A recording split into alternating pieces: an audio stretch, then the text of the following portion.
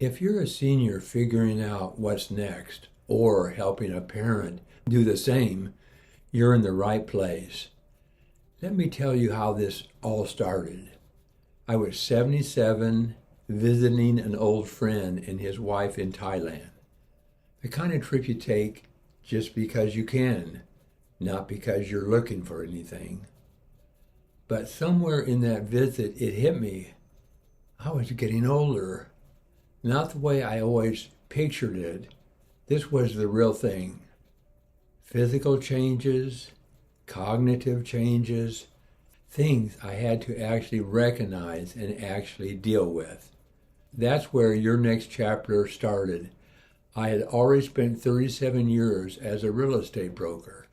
But this is different. 2 years ago, I started looking a lot closer at my own next chapter. And I realized I didn't have to just get through it. I could stay connected. Maybe use what I know to help other seniors navigate their next chapter too. I'm George Hetzel. This is Your Next Chapter. Here I talk through the real stuff seniors and their families face, emotional as well as physical, from a senior's perspective, staying in place or moving, caregiving, the conversations that don't always come easy. No pitch, no pressure, just honest conversation about what this next chapter actually looks like. New videos approximately every 2 weeks. Subscribe if that's useful to you. Thank you. I want to tell you about my friend Bob. He's 70, a businessman, still working, and still sharp about it. This is George Hetzel of Your Next Chapter.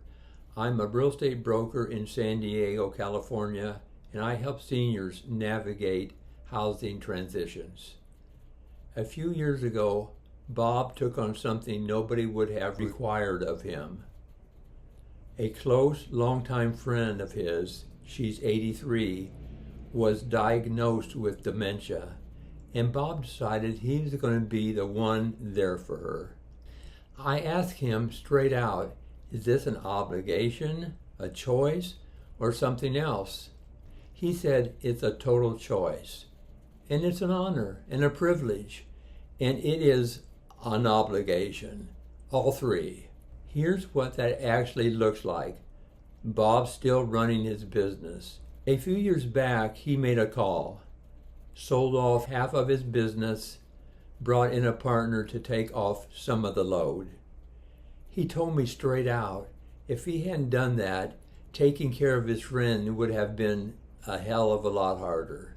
That's worth sitting with. Downsizing wasn't a reaction to taking care of his friend.